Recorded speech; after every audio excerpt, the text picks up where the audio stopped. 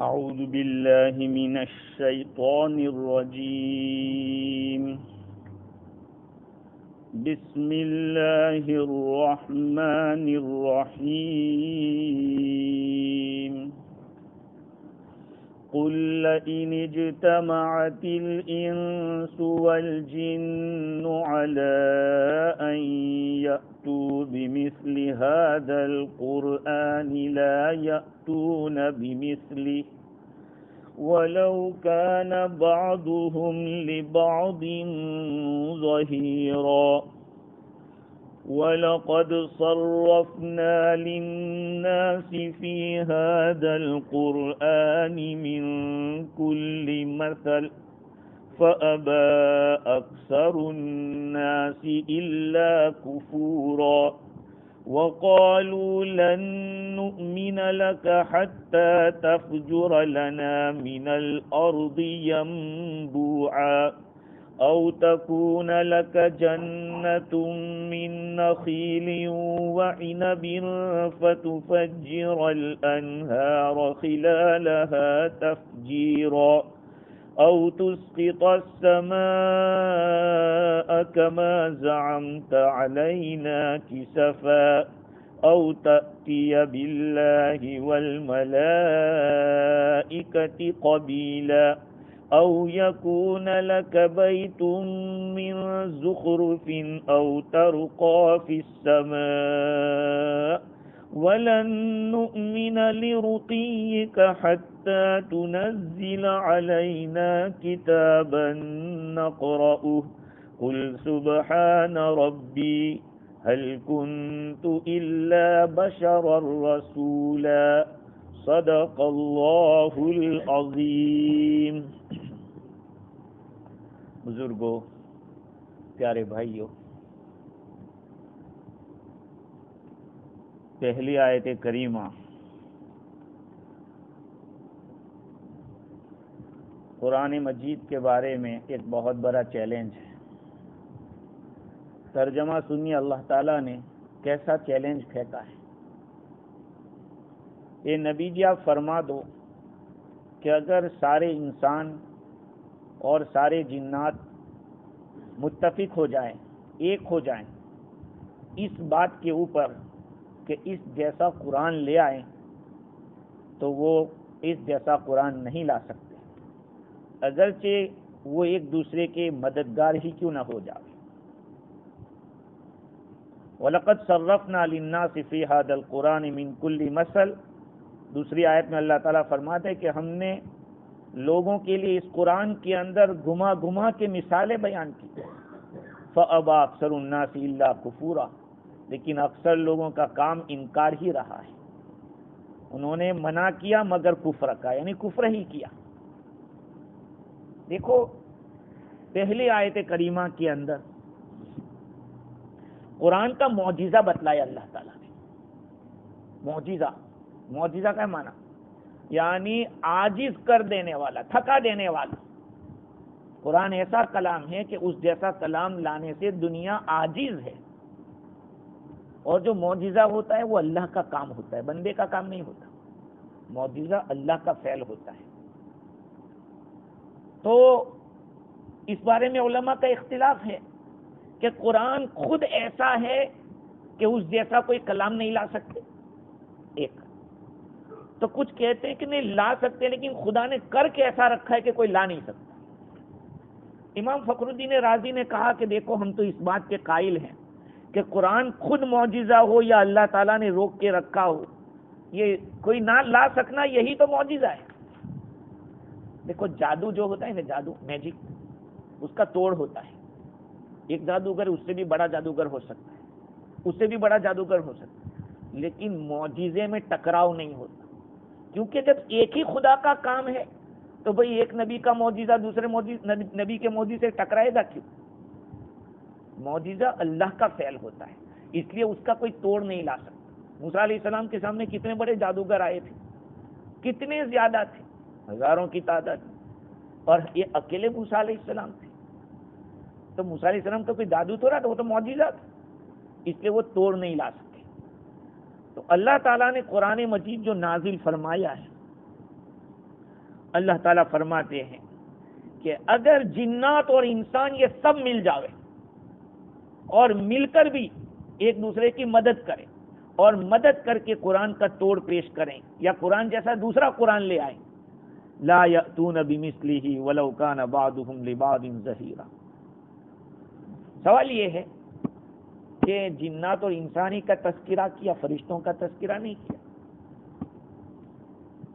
کہ انسان اور جنات مل کر جنات کو کیوں لائے اور جنات عاجز ہے اس کا پتہ کیسے چلا؟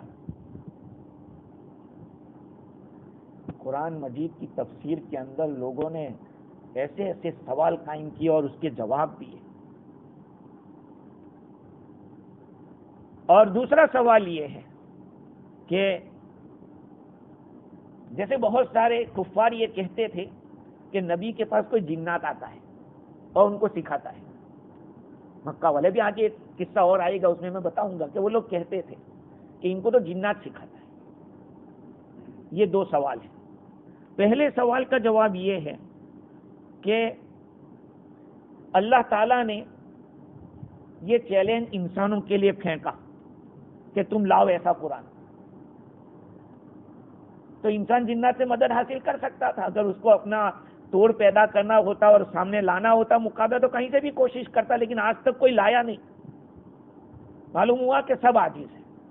اور رہا جنات والا سوال، تو یہ اللہ تعالیٰ کی حکمت ہے کہ اللہ تعالیٰ نے یہ چیلنج پھینکا، آج تک کوئی جنات بھی نہیں آیا، کسی جنات نے بھی یہ نہیں کہا۔ اور اگر اس طرح کی کوئی بات ہوتی تو اللہ تعالیٰ اس کو قرآن پاک میں بیان کرتے۔ اللہ تعالیٰ نے قُلْ هَلْ أُنَبِّئُكُمْ عَلَى مَنْ تَنَزَّلُ الشَّيَاطِينُ، اللہ تعالیٰ نے فرمایا کہ میں تمہیں بتاؤں کہ شیطان کس کے پاس آتا ہے؟ جھوٹوں کے پاس شیطان آتا ہے۔ تنزل علی کل افاک نسیم، شاعروں کے پاس شیطان جاتا ہے۔ دیکھو ایک بات میں آپ کو بتاؤں، پہلے بھی میں نے ایک بات کہی تھی کہ کبھی بھی میں بھی نہیں کہہ سکتا، آپ بھی نہیں کہہ سکتے، کوئی مولانا بھی نہیں کہہ سکتے کہ میرے دل میں اللہ نے یہ بات ڈالی میں آپ کو کہہ رہا ہوں، یہ نہیں کہہ سکتا، صرف نبی کہہ سکتا ہے۔ 5ویں سپارے میں یہ تفسیر آ چکی ہے۔ حضرت عمر رضی اللہ تعالیٰ عنہ نے فرمایا کہ نبی کو یہ حق ہے کہ نبی کہہ سکتا ہے کہ مجھے خدا نے یہ ابھی بتایا، مجھے دل میں اللہ نے ڈالا، کوئی نبی کے سوا اور کوئی نہیں کہہ سکتا، اس لیے کہ ہمارے ساتھ جیسے ایک فرشتہ ہے ایسے ایک شیطان بھی ہے، ایسے ایک شیطان بھی ہے۔ تو فرشتہ جیسے اچھی بات ڈالتا ہے وہی شیطان بری بات بھی ڈالتا ہے۔ اور بہت سارے لوگ کبھی مشورہ بھی ہوتا ہے تو بول دیتے ہیں میرے دل میں اللہ نے یہ ڈالا، بھائی ڈالنے والا کون؟ شیطان بھی ہو سکتا ہے۔ اس لیے کہا جب مشورہ ہوتا ہے تو اس سے پہلے کیا کہتے ہیں؟ اللہم الہمنا مراشد امورنا واعذنا من شرور انفسنا، یہ دعا ہے مشورے کی۔ اللہم الہمنا مراشد امورنا، اللہ تو ہمیں الہام کر ہمارے کاموں کی ہدایت، اچھی بات، اور ہمیں اپنے نفسوں کے شر سے بچا، یہ دعا ہے۔ تو اللہ تعالیٰ نے فرمایا کہ بھئی شیطان کس کے پاس آتا ہے؟ تنزل علی کل افاک نسیم، گنہگار ہو اور چال باز ہو، شاعر ہو، کیونکہ شاعر کا بھی خیال ہوتا ہے، شاعر ہمیشہ جو بات کرتا ہے وہ سب ہوائی فائرنگ ہوتی ہے، اکثر تو ایسا ہی ہوتا ہے۔ تو نبی کے پاس تھوڑی آئے گا شیطان۔ اللہ تعالیٰ نے فرمایا کہ اس جیسا قرآن لے آؤ، نہیں لا سکتے۔ کس جیسا قرآن؟ ایسا قرآن جو اعلیٰ معیار کا ہو، جس میں کوئی لفظ زیادہ نہ ہو، جس میں کوئی لفظ کم نہ ہو، جس کا میننگ بالکل پرفیکٹ ہو، ایسا قرآن کوئی نہیں لا سکتا۔ دیکھو ایک جگہ قرآن نے یہ کہا کہ جہنم کتنی بڑی ہوگی، تو یہ نہیں کہا کہ جہنم بہت کشادہ ہوگی، یہ ہوگی، بلکہ کیا فرمایا کہ اس دن کو یاد کرو جب ہم جہنم سے کہیں گے کہ تو بھر گئی، تو وہ کہے گی کہ اور آنے دو۔ یہاں علماء لکھتے ہیں کہ اس سے اللہ تعالیٰ نے جہنم کی وسعت بتلائی کہ جہنم کتنی کشادہ ہوگی کہ کتنے لوگ جائیں گے پھر بھی کہے گی کہ اور آنے دو۔ یہ قرآن کے معجزہ ہے، قرآن کے الفاظ، اس کے معانی بڑی گہرائی ہے قرآن مجید کے اندر. اچھا وہ سوال تو رہ گیا کہ جنات اور انسان ہی کا تذکرہ کیوں, فرشتوں کا تذکرہ کیوں نہیں؟ تو اس کا جواب یہ ہے کہ یہ جو چیلنج تھا وہ جنات اور انسان کا تھا. جیسے قل لئن اجتمع الانس والجن, کیونکہ مکلف تو یہ دو ہی ہے, جنات اور انسان ہی تو مکلف ہے. فرشتوں سے سوال ہوگا؟ فرشتوں سے کوئی سوال نہیں ہوگا. اس لیے قرآن میں اللہ تعالیٰ نے فرما دیا لا یعصون اللہ ما امرہم ویفعلون ما یؤمرون. فرشتے اللہ کی وہ مخلوق ہے جو اللہ کی نافرمانی نہیں کرتی اور اللہ تعالیٰ جو فرماتے ہیں وہ کرتے رہتے ہیں. تو چیلنج تو ان کو کیا جاتا ہے جو انکار کرتے ہو, جو اپنا ہو اس کو تھوڑی چیلنج کرتے. فرشتے تو مان کر چل رہے ہیں اور فرشتے تو لے کر آتے تھے کلام, لہذا فرشتوں سے یہاں پر بات ہوئی نہیں ہے. اور بعض کتابوں میں لکھا ہے کہ اگر جناتوں کے ساتھ فرشتوں کو بھی شامل کر دیا جائے تب بھی کوئی بات نہیں. قرآن مجید میں بعض جگہوں کے اوپر اللہ تعالیٰ نے جنات کا لفظ استعمال کیا اور مراد اس سے فرشتوں کو بھی لیا ہے.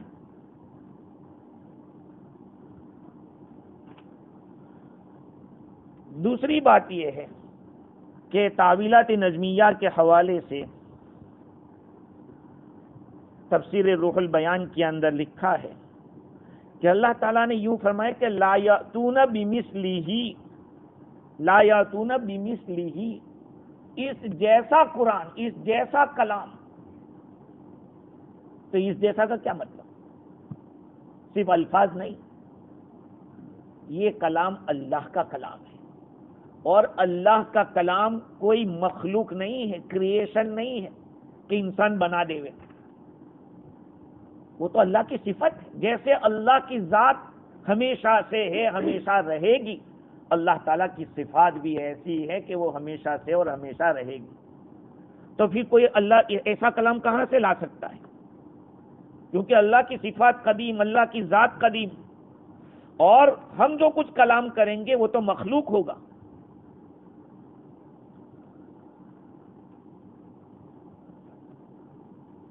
اور دوسری ایک بات یہ ہے کہ جنات اور انسان ایک ایسی مخلوق ہے کہ وہ ضدی ہے, وہ ضد کرتی ہے. فرشتے ایسی مخلوق نہیں ہیں. فرشتے, ارے بھائی کلاس کے اندر جو لڑکا بالکل باندھ کے چلتا رہتا ہو تو استاد اس کو کیوں چھیڑے گا؟ سزا کن کو دی جائے گی؟ جو ٹیڑھا میرا ہوتا ہو, استاد پہ اعتراض کرتا ہو, تو اس کو کوئی سزا کی بات کریں گے یا اس کو کوئی چیلنج پھینکیں گے؟ فرشتے تو وہ مخلوق ہے ہی نہیں, وہ تو ہمیشہ مان کر چلی ہے. تفسیر قرطبی کے اندر لکھا ہے کہ یہ آیت کریمہ اس وقت نازل ہوئی جبکہ کفار مکہ نے یہ کہا تھا لَوْ نَشَاءُ لَقُلْنَا مِثْلَ هَذَا, ہم اگر چاہیں تو ایسا کلام کر سکتے ہیں, یعنی قرآن ہم اس طرح کا لکھ سکتے ہیں, لا سکتے ہیں.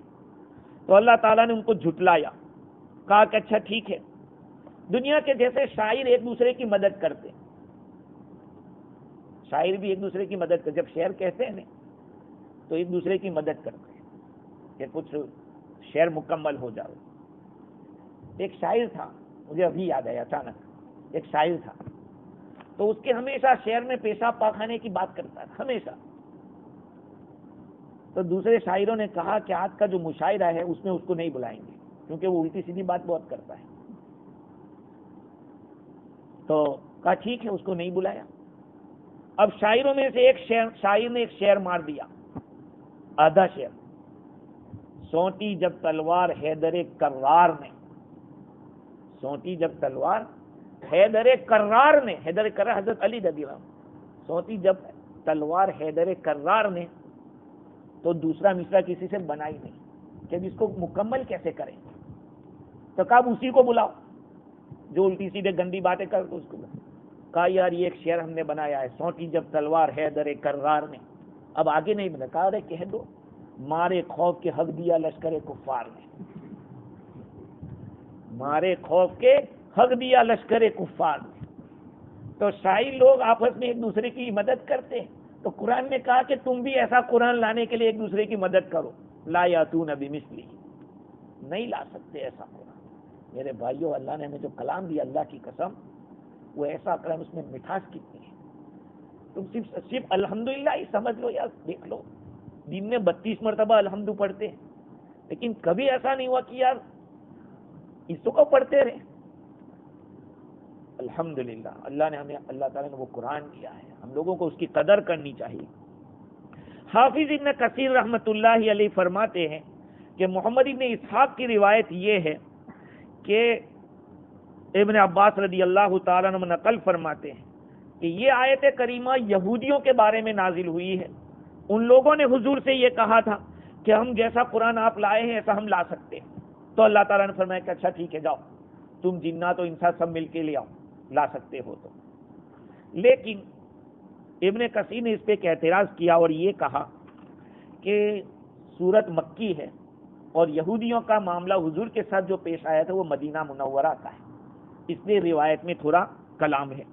لیکن تفسیر مظہری کے اندر بھی اس طرح کی ایک روایت ابن عباس رضی اللہ عنہ کی نقل کی ہے کہ حضور اکرم صلی اللہ علیہ وسلم کے پاس سلام ابن مشکم نام کا ایک آدمی یہودیوں کی جماعت لے کر آیا اور پوری جماعت کا نام لیا.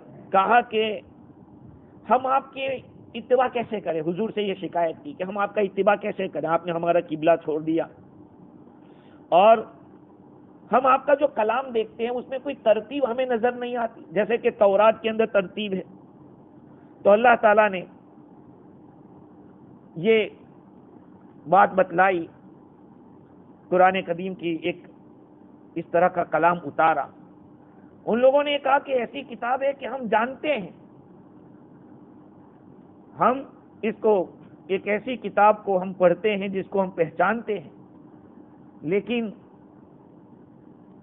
آپ جو کلام کر رہے ہیں وہ ایسا کلام ہم لا سکتے تھے. یہ کہا کہ کما تناسق التورات فانزل علینا کتابا نقرؤ نعرف. بھائی تورات کو تو ہم جانتے بھی پہچانتے بھی، آپ جو کلام کر رہے ہیں اس میں کچھ سمجھ میں نہیں آتا. اگر سمجھتے تو ہم بھی اس طرح کا کلام لے آتے. اللہ تعالیٰ نے یہ آیت کریمہ نازل فرمائی. اس آیت کریمہ کے اندر ایک بات معلوم یہ ہوئی کہ قرآن مجید معجزہ ہے، اور دوسری ایک بات یہ معلوم ہوئی کہ یہ لوگ مقابلے کے لیے تو بہت چاہتے تھے. اللہ تعالیٰ نے ایک چھوٹی سورت کو بھی پیش کیا کہ چلو چھوٹی سورت لے آؤ، انا اعطینا جیسے ایک چھوٹی سورت بھی لے آؤ. بعضوں نے کوشش کی الفیل ملفیل وما ادراک ملفیل لہو خرطوم طویل، ایسا کہا. ہاتھی، تمہیں پتہ ہے ہاتھی کیا ہوتا ہے؟ جس کی لمبی سونڈ ہوتی ہے. یہ کوئی کلام ہے؟ قرآن اس کے لیے آیا ہے کہ ہاتھی کی ڈیفینیشن بتلاؤ.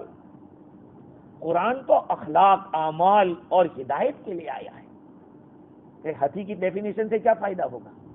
قرآن کی کسی آیت میں اس طرح کی ڈیفینیشن نہیں بتلائی. قیامت کو بتلا کہ تمہیں پتہ ہے قیامت کیسی ہے، قیامت یہ کر دے گی، وہ کر دے گی. قاضی بیضاوی نے یہ کہا ہے کہ اللہ تعالیٰ نے فرشتوں کا تذکرہ اس وجہ سے نہیں کیا کہ یہ لوگ تو نبی اور اللہ کے بیچ میں واسطہ تھے، کیونکہ فرشتے ہی کلام لاتے تھے، جبرائیل علیہ السلام لاتے تھے حضور کے پاس، تو ان کا تذکرہ کیسے کریں گے؟ کیونکہ وہ تو جانتے ہیں کہ سچا کلام. اور تفسیر مظہری میں یہ کہا کہ اللہ تعالیٰ نے ان لوگوں کو یہ کہا تھا کہ تم اپنی طرف سے کوئی کلام لے آؤ بغیر وحی کے. اللہ تعالیٰ کا کوئی تمہیں اشارہ نہ ہو، کوئی وحی نہ ہو. تو فرشتے بھی تو کہاں قادر ہیں؟ ایک چیز ہے کہ فرشتے کیا ہیں؟ فرشتے بھی تو مخلوق ہیں، اور اللہ کا کلام غیر مخلوق ہے. یاد رکھنا، Quran Majeed is not creation ہے. Every creation will be destroyed. سب مخلوق ختم کر دی جائے گی، سب مخلوق کو ختم ہونا ہے، لیکن اللہ کا کلام وہ ختم تھوڑی ہوگا. اللہ تعالیٰ اٹھا لے گا قیامت سے پہلے پہلے.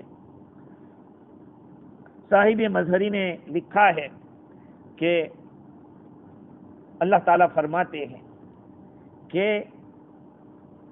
یہ آیت کریمہ، اوپر جو آیت گزری ہے کہ لا تجد لک بہ علینا وکیلا، یہ نبی جی اگر ہم آپ کے اوپر جو کلام بھیجتے ہیں وہ اگر لے لیں تو آپ کا کوئی مددگار نہیں ہوگا. کہ اس کی تقریر ہے, اس کو اللہ تعالیٰ نے اس میں ثابت کیا ہے کہ سارے انسان مل کر بھی کوئی کلام نہیں لا سکتے جو اللہ نے اپنے نبی کو دیا ہے. علامہ آلوسی بغدادی رحمۃ اللہ علیہ فرماتے ہیں کہ اللہ تعالیٰ نے انسانوں کے ساتھ جناتوں کا بھی تذکرہ کیا کہ جن مل کر بھی قرآن نہیں لا سکتے ایسا قرآن. یہ مبالغہ ہے, یعنی تم اتنے عاجز ہو کہ تم اکیلے کیا, جنات جیسی مخلوق اتنی طاقتور کا اس کو بھی لے کے آ جاؤ اور ان کی مدد لے لو. کہ اللہ تعالیٰ نے انسانوں کی عاجزی کو بتلانے کے لیے اس طرح کا کلام کیا ہے. اور دوسری ایک بات یہ ہے کہ اللہ تعالیٰ نے ان لوگوں کے جو کفار مکہ تھے یا یہود مدینہ کوئی بھی ہو, ان لوگوں کی جو حرص تھی یا کوئی لالچ تھی اس کو اللہ نے ختم کر دیا کہ کبھی بھی ایسی امید مت کرنا کہ ہم اس طرح کا کلام لا سکتے ہیں. ہاں, وَلَوْ كَانَ بَعْضُهُمْ لِبَعْضٍ ظَهِيرًا. مفتی شفیع صاحب رحمۃ اللہ علیہ نے اس آیت کریمہ کے تحت لکھا ہے کہ اللہ تعالیٰ نے اس جگہ کے اوپر اس آیت کو کیوں ذکر کیا, اس جگہ پہ قرآن والا تذکرہ کیوں کیا. بات تو ہماری روح کے بارے میں چل رہی تھی اور بیچ میں قرآن آ گیا کہ اس طرح کا قرآن ہم نے بھیجا ہے کہ تم لوگ مل کے بھی نہیں لا سکتے. ایسا کلام اللہ تعالیٰ نے یہاں کیوں کیا؟ تو اس کا جواب یہ ہے کہ ہمارے رسول سے مختلف قسم کے الٹے سیدھے سوال کرتے ہو روح کے بارے میں, رسالت و نبوت کی آزمائش کے لیے اس طرح کے سوال کرتے ہو, یہ فضول قصوں میں پڑے ہو. خود قرآن کریمی کو دیکھ لو, خود قرآن کو دیکھ لو, آپ کی نبوت اور رسالت کے لیے کافی ہے یہ دلیل ہونے کے اعتبار سے. الٹے سیدھے سوال کیوں کرتے ہو؟ قرآن میں غور و فکر کرو. بھئی قرآن مجید کے بارے میں لکھا ہے کہ قرآن شروع ہوتا ہے کہاں سے؟ بسم اللہ کی بات. الحمد سے پہلے بسم اللہ ہے نا, بسم اللہ سے. تو بسم اللہ میں پہلے بس ہے, با اور سین ہے, بس. اور شروع ہوتا ہے با سے اور آخر میں والناس میں سین پر ختم ہوتا ہے. تو شروع میں با ہے بس کا اور آخر میں سین ہے. قرآن ہی بس ہے ہمارے لیے, اور قرآن سمجھنے کے لیے اللہ کے نبی کی حدیثیں کافی ہے. تو اللہ تعالیٰ اس آیت کو یہاں لا کر بتلانا یہ چاہتے ہیں کہ الٹے سیدھے ہمارے نبی سے سوال مت کرو, جو کام ہدایت کی جو باتیں ہیں وہ پوچھو. تمہارے اندر تو ایسے کلام کی کوئی مثال لانے سے بھی مثال بھی نہیں لا سکتے, پھر دوسری بات کیا کرتے؟ وَلَقَدْ صَرَّفْنَا لِلنَّاسِ فِي هَذَا الْقُرْآنِ مِنْ كُلِّ مَثَلٍ. ہم نے لوگوں کے لیے, لوگوں کے یعنی کفار مکہ کے لیے اور دنیا کے رہنے والوں کے لیے اس قرآن میں ہر قسم کی مثالیں بیان کی. اگر آدمی اس کے اندر غور و فکر کرے تو ہدایت پہ پہنچ سکتا ہے. آپ کو قرآن مجید میں جہاں اللہ تعالیٰ نشانیاں بتائیں گے وہاں عبرت کے واقعات بھی بتائیں گے کہ ہم نے قارون کے ساتھ کیا کیا, ہم نے فرعون کے ساتھ کیا کیا ہے, نمرود کے ساتھ ہم نے کیا کیا. قرآن مجید بتائے گا. قرآن آپ کو ترغیب دلائے گا کہ نیکی کرو گے جنت میں جاؤ گے, اللہ کو راضی کرو گے تو تمہارا کام ہوگا. اور اللہ تعالیٰ ڈراتے بھی ہیں کہ نہیں مانو گے تو یاد رکھ لینا ہم نے کیا کیا کیا اگلی قوموں کے ساتھ. کسی کو زمین میں ڈال دیا, کسی کو ہوا کے ذریعے ختم کر دیا, تو کسی کو ہم نے دھسا دیا. کیسے کیسے واقعات قرآن میں ہیں. اور اس کے ساتھ ساتھ اللہ حکم بھی دیتا ہے یہ کرو, منع بھی کرتا ہے یہ مت کرو. اسی طرح سے اگلوں کے قصے, جنت, جہنم, قیامت, یہ ساری باتیں قرآن مجید کے اندر ہیں. تو اللہ تعالیٰ فرمایا کہ ہم نے ہر قسم کی مثال قرآن مجید کے اندر پھیر پھیر کر بتلائی. امام رازی نے کہا کہ اصل میں اللہ تعالیٰ نے قرآن کا جو چیلنج پھینکا ہے نا, ایک چیلنج نہیں پھینکا, کبھی پورے قرآن کا چیلنج پھینکا کہ ایسا پورا قرآن لے کے آ جاؤ.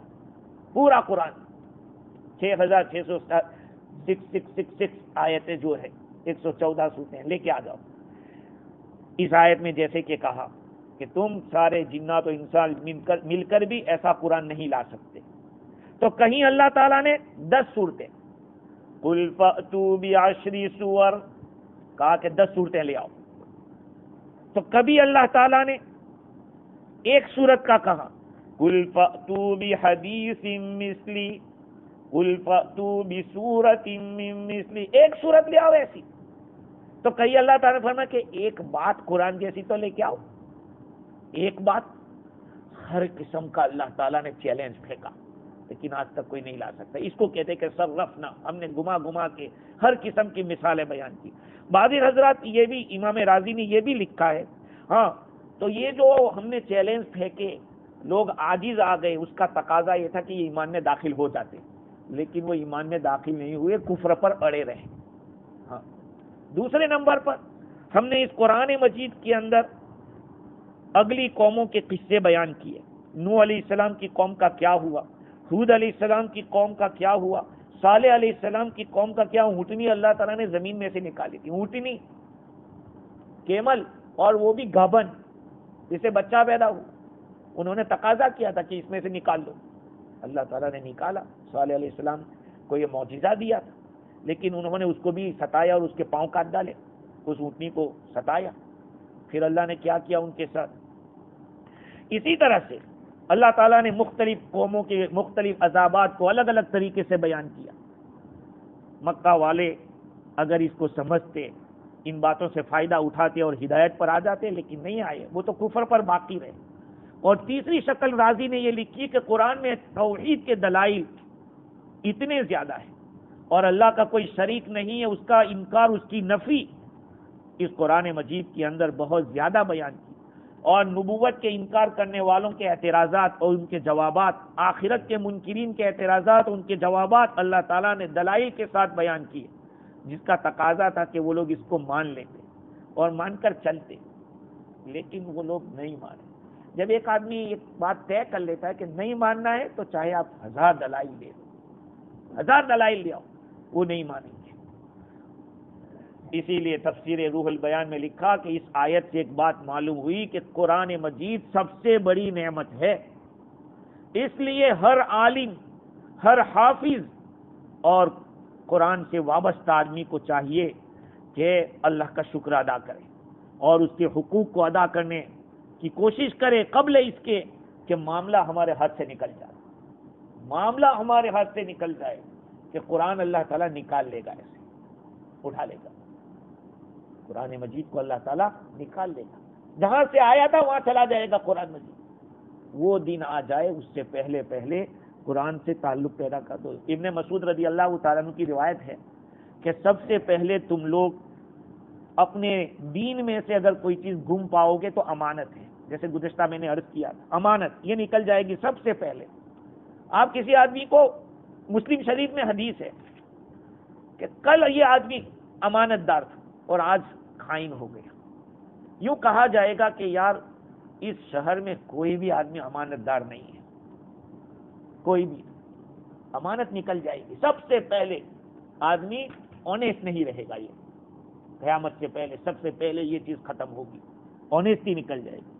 اور دوسری چیز جو نکل جائے گی سب سے آخر میں جو نکلنے والی ہے وہ نماز ہے. ہم سوچتے ہیں ہم نماز پڑھ رہے ہیں, اس درجے کے ہم پڑھ رہے ہیں. کوشش کرو اپنی نماز کو بنانے کی. ہماری نماز کل کے مقابلے میں آج اچھی ہونی چاہیے, آنے والی نماز گزشتہ نماز سے اچھی ہو. ہم جب نماز پڑھیں تو سوچو کہ خدا ہمارے سامنے ہے, ہم خدا سے بات کر رہے ہیں, اس طرح کی, کیونکہ سب سے آخر میں نماز نکلے گی. اور لوگ نماز پڑھیں گے حالانکہ ان کے پاس دین نہیں ہوگا. ایک لوگ صبح کریں گے اور کوئی چیز نہیں, ایک آدمی کہے گا کہ بھئی یہ کیسے ہو سکتا ہے. کسی نے کہا کہ قرآن تو ہمارے سینوں میں جمع ہوا ہے, ہمارے مصحفوں کے اندر کتابوں میں لکھا ہوا ہے, ہم اپنی اولاد کو سکھاتے ہیں, ہماری اولاد اپنی اولاد کو سکھائے گی, اس طرح سے سلسلہ چلتا رہے گا. لیکن کہا کہ یہ رات کے وقت آدمی کے اندر تو ہوگا, لیکن صبح جب کریں گے تو لوگ محتاج ہو جائیں گے, مصاحف اٹھا لیے جائیں گے اور سینوں کے اندر جو قرآن رکھا ہے وہ لے لیا جائے گا. عبداللہ ابن عمرو بن عاص رضی اللہ عنہ فرماتے ہیں کہ حضور نے فرمایا کہ قیامت قائم نہیں ہوگی یہاں تک کہ قرآن اٹھا لیا جائے گا, جہاں سے اترا تھا وہیں چلا جائے گا. پھر وہ اللہ تعالیٰ کے پاس جب جائے گا قرآن, عرش کے ارد گرد اس طرح سے گھومے گا جیسے کہ شہد کی مکھی کی ایک آواز ہوتی ہے, وہ آواز کے ساتھ قرآن جائے گا. اللہ تعالیٰ فرمائے گا مالک تجھے کیا ہوا؟ قرآن کہے گا یا ربی اتلا ولا یعمل بی, میری تلاوت تو کی جا رہی ہے لیکن مجھ پہ عمل نہیں ہو رہا.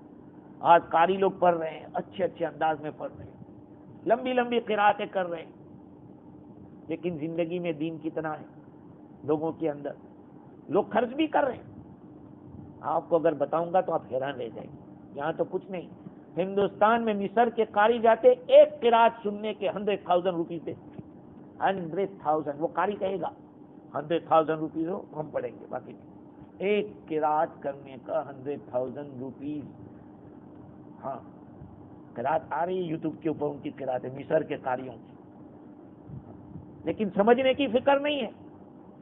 آج وہاں قرات میں لوگ لاکھوں کی تعداد میں جائیں گے، لیکن جہاں تفسیر ہوتی ہوگی، حالانکہ تفسیر تو اصل ہے، اس کو اوپر عمل کرنا ہے، سمجھنا ہے اس کو۔ تو حضور صلی اللہ علیہ وسلم نے فرمایا کہ وہ قرآن کہے گا کہ اتلا ولا یعمل بی، اتلا ولا یعمل بی، میری تلاوت تو کی جا رہی ہے لیکن مجھ پہ عمل نہیں ہو رہا ہے۔ آج قرآن سینوں میں تو ہے لیکن زندگی میں نہیں ہے۔ کتنے لوگ ایسے ہیں جو بیچارے حافظ قرآن تو ہوں گے لیکن ان کو یہ پتہ نہیں ہوگا کہ اس آیت کا کیا میننگ ہے، یہ آیت مجھ سے کیا چاہ رہی ہے۔ آگے تین چیزیں تین جگہ پہ اجنبی ہیں، تین چیزیں تین جگہوں کی، یہ حدیث ہے، تین چیزیں تین جگہوں میں اجنبی ہے۔ ایک، قرآن مجید کسی ظالم کے سینے میں ہے، ظالم کے سینے میں قرآن ہے، حالانکہ اس کو سمجھنا چاہے کہ ظلم نہ ہو، انصاف قرآن نے لکھا ہے، انصاف کرو۔ دوسرا، نیک آدمی ایسے لوگوں میں جو سب نالائق ہے اور ان میں ایک نیک آدمی ہے، اور قرآن مجید ایسے گھر کے اندر جس میں اس کی تلاوت نہ کی جاتی، قرآن رکھا ہوا ہے، کوئی پڑھنے والا نہیں ہے۔ رمضان آئے گا تو کھول دیں گے، کچھ کوئی گزر گیا تو کہا نکالو یاسین کہاں ہے، قرآن کہاں ہے، دو بھائی پڑھو چلو۔ یہ تو روزانہ پڑھنے کی کتاب ہے۔ حضرت جعفر صادق رضی اللہ تعالیٰ عنہ فرماتے ہیں کہ قرآن مجید کے جو الفاظ ہیں وہ تو عوام کے لیے ہے، اور اس کے اندر جو اللہ تعالیٰ نے اشارے دیے ہیں وہ خاص لوگوں کے لیے، اور قرآن مجید کے جو لطائف ہے وہ اولیاء کرام کے لیے، اور قرآن مجید میں جو حقائق ہے وہ انبیاء کے لیے۔ اور دوسری ایک بات اس آیت سے معلوم ہوتی ہے کہ کسی بھی انسان کے اندر یہ طاقت نہیں، اور کسی مخلوق کے اندر طاقت نہیں کہ اللہ کے کلام کی طرف کوئی کلام لا سکے۔ ہاں، آگے اللہ تعالیٰ فرمایا فَأَبَى أَكْثَرُ النَّاسِ إِلَّا كُفُورًا، اکثر لوگوں کا کام ہی انکار کرنے کا ہے، کفر کرنے کا۔ قرآن کو مان لیتے، اس پر چل لیتے تو اچھا تھا۔ وَقَالُوا لَن نُّؤْمِنَ لَكَ حَتَّى تَفْجُرَ لَنَا مِنَ الْأَرْضِ يَنبُوعًا، یہاں پر 6 تقاضے رکھے ہیں کفار نے، حضور سے 6 تقاضے کیے کہ آپ نبی ہیں تو ایسا کرو، نبی ہے تو ایسا کرو، ایسا کرو، 6 تقاضے سننا۔ ان لوگوں نے کہا کہ ہم آپ پر ایمان ہرگز نہیں لائیں گے یہاں تک کہ آپ اس زمین سے کوئی چشمہ نکال لیں۔ کہا یہ زمین ہے پہاڑ، پہاڑوں کو ہٹاؤ اور کوئی ایسا پانی کا چشمہ نکالو جو پانی بہتا رہے جس سے ہمیں فائدہ ہو۔ یہ پہلا تقاضا تھا انہوں۔ او تکون لک جنت من نخیل وعنب فتفجر الانہار خلالها تفجیرا، یا یہ کہ آپ کے پاس کوئی کھجور کا یا اور انگور کا باغ ہو، پھر آپ اس کے بیچ میں نہریں جاری کر دیں۔ کہا ٹھیک ہے ہمارے لیے نہیں، اپنے لیے تو کرو، اپنے لیے کر دو، چلو کہ آپ کا انگور کا باغ ہو جائے، کھجور کا باغ، اور ایسا باغ کہ وہ پورا ڈھکا ہوا ہو، اتنا گھنا ہو، اور بیچ میں سے ایک نہر چالو کر دو، آپ نہریں بہا دو، اپنے لیے تو کرو۔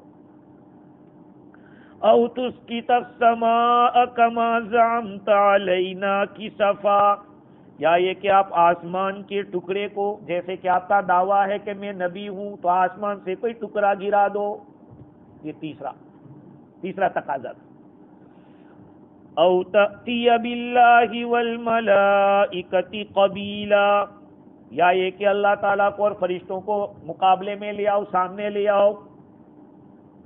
یہ چوتھا تقاضا کیا۔ او یکون لک بیت من زخرف، یا یہ کہ آپ کے لیے سونے کا کوئی گھر ہو، آپ کا مکان سونے کا بن جائے، یہ کر دو۔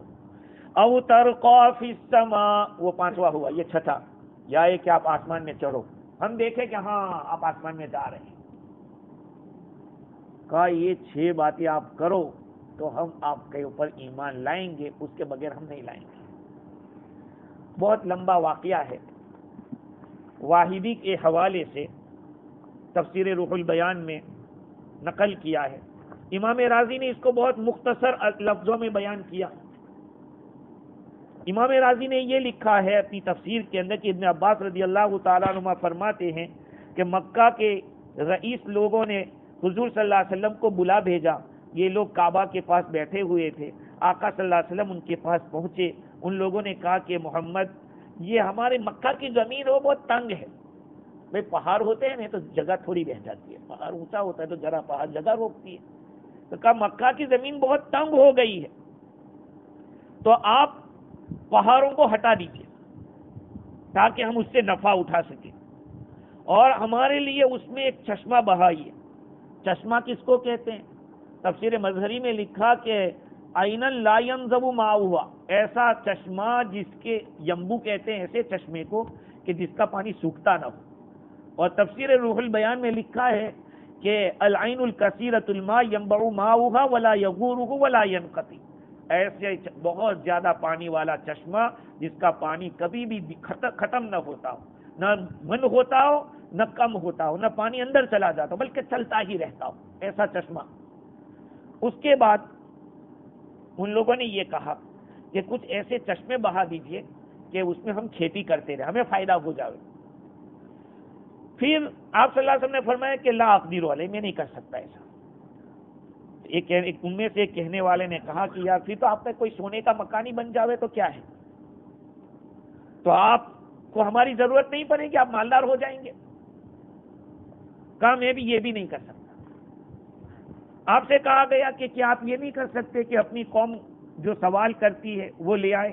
کہا میں نہیں کر سکتا۔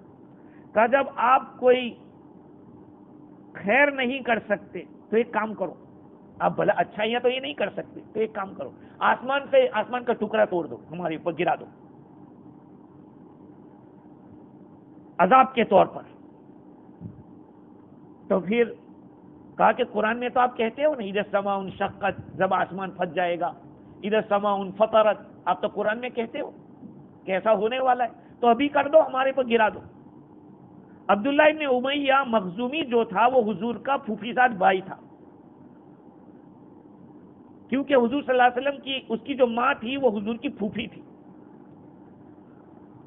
اس نے کہا کہ اس ذات کی قسم جس کی قسم کھائی جاتی ہے، میں تو اس پر ایمان نہیں لاؤں گا جب تک کہ تو ایک سیڑھی لا، ایک سیڑھی اسٹیئر، اور اس سیڑھی کے اوپر تو چڑھ جا اور ہم تجھے دیکھیں کہ تو گیا اوپر، حضور صلی اللہ علیہ وسلم سے وہ کہہ رہے، اور وہاں سے 4 فرشتے آئے اور اس طرح سے لکھا ہوا موجود ہو، گواہی دیتے ہو کہ ہاں یہ نبی ہیں، تو پھر جا کے ہم ایمان لا سکتے ہیں۔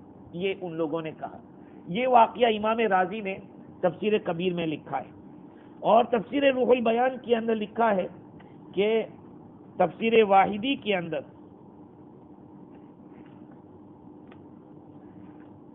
کئی مکہ کے کافروں کا نام بیان کیا کہ یہ لوگ حضور اکرم صلی اللہ علیہ وسلم کے پاس گئے، اور جیسے کہ اکرمہ بتلاتے ہیں، ابن عباس رضی اللہ عنہ نے فرمایا کہ عتبہ، شیبہ، ابو سفیان، نضر بن حارث، ابو البختری، ولید بن مغیرہ، ابو جہل، عبداللہ بن ابی امیہ، امیہ بن خلف اور قریش کے اور سردار کعبہ کے پاس جمع ہوئے، اور کہا ان میں سے بعض نے بعض سے کہ جاؤ محمد کو بلا لاؤ صلی اللہ علیہ وسلم، جاؤ ان کو بلا لاؤ اور ان کے ساتھ بات کرو اور ان کے ساتھ جھگڑا کرو تاکہ تم معذور سمجھے جاؤ، تمہارا عذر کہا جائے گا، ہم نے تو ان کو سمجھا یہ نہیں مانے اس لیے پھر ہم نے ایسا کیا۔ گئے اور کہا کہ آپ کی قوم کے جو شریف لوگ ہیں وہ آپ کو ساتھ ملنا چاہتے ہیں، وہ جمع ہوئے ہیں کعبہ کے پاس اور آپ سے ملنا چاہتے ہیں۔ حضور صلی اللہ علیہ وسلم جلدی سے آئے۔ حضور کیا سوچتے تھے کہ ہو سکتا ہے ان کی رائے بدل گئی؟ دیکھو بھولا آدمی اور جو خیر خواہ ہوتا ہے نا، اچھا سوچنے والا، وہ یہی سوچتا ہے، کبھی وہ نیگیٹو نہیں سوچتا کہ وہ کچھ لڑیں گے کچھ جھگڑیں گے۔ آپ کے دل میں تو ایک ہی بات تھی کہ کلمہ پڑھ لیں، یہ لوگ اسلام میں داخل ہو جاتے. حضور کے دل میں یہی بات ہمیشہ رہتی تھی، اس لیے آپ جلدی جلدی گئے. جب آپ وہاں پر پہنچے تو ان لوگوں نے کہا کہ محمد، اللہ کی قسم عرب کے اندر ہم دیکھ رہے ہیں کہ آپ نے اپنی قوم کے اندر بہت کچھ گڑبڑ کر دی. آپ نے باپ داداؤں کو گالیاں دی، ہمارے دین کو معیوب کہا، ہمارے عقل مندوں کو بے وقوف کہا، ہمارے معبودوں کو گالیاں دی، تم نے جماعت کو توڑ دیا، آپس میں تفرقہ کر دیا. جو کوئی بھی برائی تھی وہ آپ نے ہم میں پیدا کر دی. تو پھر ایک کام کرو، اگر آپ یہ سب کر کے جو چاہتے ہو، مال چاہتے ہو، ہم آپ کو پورا مال دے دیتے ہیں. چلو، تو سب سے زیادہ مالدار آپ ہمارے اندر آپ ہی ہو جائیں گے. اگر آپ عزت چاہتے ہو، کچھ صدر بننا چاہتے ہو، کچھ سرداری اور چودراہت چاہتے ہو، ہم آپ کو وہ بھی کرنے کے لیے تیار ہیں. اگر آپ بادشاہت چاہتے ہو تو ہم آپ کو بادشاہ بنانے کے لیے تیار ہیں. اور اگر آپ اس طرح سے یہ چاہتے ہو کہ آپ ہمارے پر غالب آ جاؤیں، یا یہ کہ آپ کے پاس کوئی ربی آتا ہے، ربی یعنی موکل، جنات آتا ہے کہ جس کی وجہ سے آپ پریشان ہو، تو پھر ہم آپ کے لیے کوئی اچھا طبیب تلاش کرتے ہیں پیسہ جمع کر کے، تاکہ آپ کا علاج ہو جائے. حضور صلی اللہ علیہ وسلم نے فرمایا کہ میرے پاس کوئی چیز نہیں ہے جس کو تم کہہ رہے ہو. نہ مجھے مال کی ضرورت ہے، نہ مجھے عزت کی ضرورت ہے، نہ مجھے تمہارے پاس بادشاہت کی ضرورت ہے. مجھے اللہ تعالیٰ نے تمہارے پاس رسول بنا کر بھیجا ہے، اور مجھ پر ایک کتاب نازل کی ہے، اور مجھے حکم دیا ہے کہ میں خوشخبری سنانے والا اور ڈرانے والا بنوں. میں نے اپنے رب کا پیغام تم کو پہنچا دیا، میں نے تمہاری خیر خواہی کی. اگر تم قبول کرتے وہ بات جس کو میں لے کر آیا ہوں، تو دنیا اور آخرت تمہاری بن جائے گی. میری بات مانو گے تو تمہاری دنیا بھی بنے گی، آخرت. بھائی بات اس میں کوئی شک نہیں ہے. آدمی دین پر چلنے سے ایسا نہیں ہے کہ صرف دنیا اس کو آخرت ملے گی، اللہ تعالیٰ دنیا میں بھی دیتا ہے. میں نے آج تک کسی عالم کے بارے میں ایسا نہیں سنا کہ اس نے خودکشی کی ہو کسی نوکری کی وجہ سے یا کسی روزی کی وجہ سے، کہ اس کو روزی کم ہوئی. ہاں، یہ تو ہم لوگ سوچ رہے ہیں، سمجھ رہے ہیں؟ ہم لوگ یہ سوچ رہے ہیں کہ پڑھیں گے تو کیا کھائیں گے. اس لیے اکثر بڑے لوگ کیا کرتے ہیں، اپنی اولاد کو ڈاکٹر، لائر، یہ وہ بناتے ہیں. ارے بناؤ، تمہیں کون نہ کہتا ہے. لیکن آج اس علم کی بہت ضرورت ہے، علم دین کی بہت ضرورت ہے. آپ 5 سال کے بعد یہاں دیکھ لینا، امام ڈھونڈنا آپ کو مشکل پڑ جائے گا. امام ڈھونڈنا اور صحیح امام ملنا آپ کو مشکل ہو جائے گا. ہاں، یاد رکھ لینا. میں تو زیادہ 5 سال بولا، اس سے کم میں بھی ہو سکتا ہے، کیونکہ آج تقریباً 30 علماء تو چلے گئے اور جا رہے ہیں جو ہمارے یہاں کام کر رہے تھے اچھی طرح. تو وہ وقت آنے والا ہے کہ اس سے پہلے قرآن سے اپنا رشتہ جوڑ دو، اپنے اولاد کو قرآن سکھاؤ. خیر، تو حضور صلی اللہ علیہ وسلم نے ان کو فرمایا کہ دیکھو، میں نے اپنے رب کا پیغام پہنچا دیا، تمہاری خیر خواہی قبول کرو گے تو دنیا اور آخرت تمہاری ہو جائے گی، اور اگر تم اس کو مجھے واپس کرو گے، لوٹاؤ گے، تو میں تو صبر کروں گا اللہ کے حکم پر، اور جہاں تک کہ اللہ فیصلہ کر دے گا. انہوں نے کہا کہ محمد سنو، آپ ہماری بات نہیں قبول کرتے تو پھر یاد رکھ لو، ہمارے درمیان آپ سے زیادہ کم مال والا اور پریشان حال کوئی نہیں ہے. اگر ایسا ہے تو اپنے رب سے کہہ دو کہ آپ کے اوپر سب آسانی کر دے، ان پہاڑوں کو ہٹا دے اور زمین کو کشادہ کر دے، ہمارے ملک کو کشادہ کر دے، اس میں نہریں بہا دے جیسے کہ شام اور عراق کے اندر ہے، اور جو ہمارے باپ دادا گزر گئے ان کو ہمارے لیے پیدا کر دے، جیسے کہ قصی بن کلاب، وہ ایک بہت بڑا سچا شیخ تھا. تو ہم اس سے پوچھ لیں کہ کیا یہ جو بتلا رہے ہیں وہ صحیح ہے کہ غلط ہے. یعنی قبر میں جا چکے ان کو لاؤ، ہم پوچھ رہے ہیں کہ یہ جو بتا رہے ہیں وہ صحیح ہے کہ غلط ہے. یہ تو وہی صحیح بتا سکتے ہیں جو دنیا سے چلے گئے. اگر ہم جو کہتے ہیں مانگتے ہیں، اگر آپ نے وہ کر دیا تو ہم آپ کو نبی مان لیں گے، اور آپ کا جو مقام اللہ کے نزدیک ہے اس کو بھی ہم پہچان لیں گے. اگر آپ کو اللہ نے رسول بنا کر بھیجا ہے جیسے کہ آپ کہتے ہیں، تو حضور صلی اللہ علیہ وسلم نے فرمایا کہ دیکھو، میں تو اللہ تعالیٰ کی طرف سے، دیکھو مفتی شفیع صاحب یہاں اس مقام پہ لکھتے ہیں کہ نبی کا کام اللہ کا پیغام پہنچانا ہوتا ہے. اب یہ اس طرح کے تقاضے کرنا اور اس طرح کی مانگوں کو پورا کرنا یہ نبی کا کام نہیں ہوتا ہے. ارے بہت سارے لوگ ایسے ہوتے ہیں کہ پرائم منسٹر سے ان کے تعلقات ہوتے ہیں لیکن بعض کام نہیں کروا سکتے، وہ پالیسی میں نہیں ہوتا، اس لیے سمجھے، پالیسی میں نہیں ہوتا. اگر پالیسی میں ہوتا کہا بھائی کر دو یہ کام، پالیسی میں ہے تو کر دیں، لیکن پالیسی میں نہیں ہے تو کہیں گے کہ نہیں یہ کام میں نہیں کر سکتا. اللہ رب العزت نے جو قرآن بھیجا ہے وہی کافی ہے، اس سے آگے مانگنے کی ضرورت کہاں ہے تم لوگوں کو؟ اور تم ظاہر پرست لوگ ہو، تم دنیا مانگ رہے ہو کہ یہ کر دو وہ کر دو. اصل تو یہ مایا ہے، اندر کی مایا، اللہ کی معرفت، اللہ کا تعلق، اللہ کی محبت، یہ چیزیں ایسی ہیں جو مانگنے کی ہے، اور یہ پیسوں سے نہیں ملتی. پیسوں سے آپ کو کھانے ملیں گے، بسترے ملیں گے، سب ملے گا، لیکن قلبی سکون اور اللہ کا تعلق ان چیزوں سے نہیں ملتا. اس کے لیے تو اپنے کو گرانا پڑتا ہے. جب تک اپنے آپ کو گرائیں گے نہیں، تواضع اختیار نہیں کریں گے. حضرت عیسیٰ علیہ السلام نے فرمایا کہ دانا کہاں جاتا ہے، دانا کب اگتا ہے؟ اگر آپ سیل کے اوپر دانا رکھو کبھی نہیں اگے گا. یہ کسان کو پوچھ لو، جب زمین میں جائے گا پانی گرے گا، اب یہ فنا ہو جائے گا. کون؟ دانا فنا ہو جاتا ہے، فنا یعنی ختم ہو جائے تب جا کے اگتا ہے. مٹا دے اپنی ہستی کو گر کچھ مرتبہ چاہے، مٹا دے اپنی ہستی کو گر کچھ مرتبہ چاہے، دانا خاک میں مل کر گلے گلزار ہوتا ہے. جب تک خاک نہیں بنو گے، اپنے آپ کو گراؤ گے نہیں، کسی کامل شیخ کے پاس یا کسی اللہ والے سے جوڑو گے نہیں، اپنے کو بٹانا پڑے گا. آپ سوچو کہ ہم جیسا چاہیں بولے کریں اور کرتے رہیں، چلتے رہیں اور ہمیں فیض ملے، فیض نہیں مل سکتا. یہ دلوں کا تعلق ہے، جو فیض ہے وہ دلوں سے ملتا ہے. جب تک دلوں کے اندر قدورت ہوگی فیض حاصل نہیں ہوگا. تو یہ جو مانوی مایا ہے، اندر کی مایا، اس کے لیے محنت کی جاتی ہے، اس کے لیے دوڑ دھوپ کی جاتی ہے. اللہ سے تعلق پیدا کرنا اصل تو اندر کی مایا ہے. دنیا تو گزری ہے، گزر جائے گی. خیر حضور اکرم صلی اللہ علیہ وسلم نے فرمایا کہ بھائی میں اس کے لیے اللہ کی طرف سے نہیں آیا ہوں، میں تو رسالت کو پہنچانے کے لیے آیا ہوں. قبول کرو تو ٹھیک ہے، نہیں تو پھر میں تو صبر کروں گا. کہا کہ اچھا ٹھیک ہے، نہیں کرتے تو اللہ تعالیٰ سے کہو کہ ایک فرشتہ بھیج دے جو آپ کی باتوں کی سچائی کرے، یا یہ کہ آپ کے لیے باغات بنا دے، آپ کے لیے خزانے محلات سونے چاندی کے بنا دے اور آپ کو مالدار کر دے.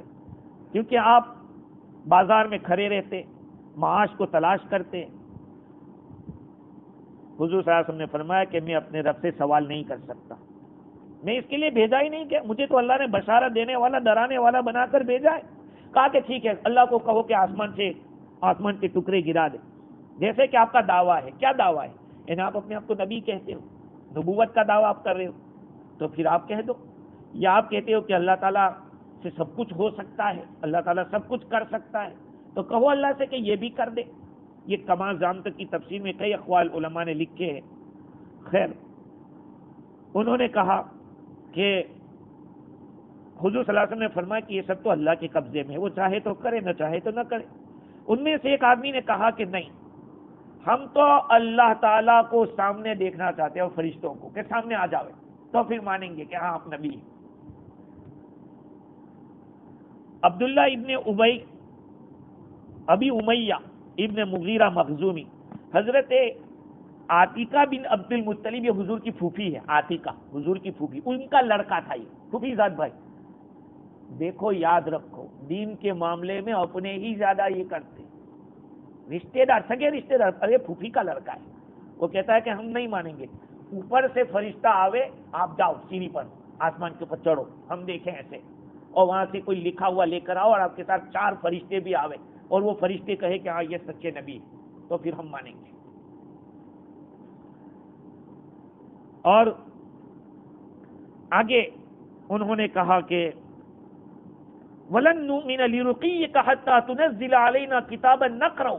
حضور نے اللہ تعالیٰ نے ایک ہی جواب دیا، لمبا چوڑا جواب نہیں دیا. دیکھو مفتی لاجپوری رحمۃ اللہ علیہ ہمارے گجرات کے، پورے گجرات کے صدر مفتی تھے. ان کے پاس جب سوال جاتا، آپ شاید جانتے ہوں گے، رانڈے میں رہے شمی ماما تو 2 سال رہے، تو جانتے ہوں گے مفتی لاجپوری رحمۃ اللہ علیہ، ان کے سامنے سوال جاتا اتنا لمبا، اس کا اتنا جواب دیتے تھے. چھوٹا سا جواب کہ جائز ہے، اور کوئی چھوٹا سوال ایسا ہوتا کہ اتنا لمبا جواب ہوتا، اس کی تفصیل سمجھاتے تھے. تو یہاں ان لوگوں نے 6 تقاضے کیے، اللہ تعالیٰ نے ایک ہی جواب دیا، قل سبحان ربی، کہا میرا رب پاک ہے. تم یہ کہتے کہ اللہ کو سامنے لے آؤ، اللہ آتا جاتا ہے، اس طرح سے آتا ہے، کوئی کھیل ہے؟ سبحان ربی، میرا رب پاک ہے، بے نیاز ہے. هل كنت الا بشرا رسولا، میں تو ایک انسان ہوں، میں رسول ہوں، ایک انسان ہوں، رسول ہوں. میں کوئی فرشتہ تھوڑی ہوں، میں خدا تھوڑی ہوں کہ میں جو چاہوں کر لوں. میں تو اللہ کے حکم کے تابع، اس نے مجھے بھیجا ہے، میں نے پہنچا دی، بس بات ختم. اللہ تعالیٰ مجھے اور آپ کو دین کی صحیح سمجھ عطا فرمائے. اور بھی کچھ باتیں آئندہ پیش کریں گے. سبحان اللہ بحمدہ، سبحانک اللہم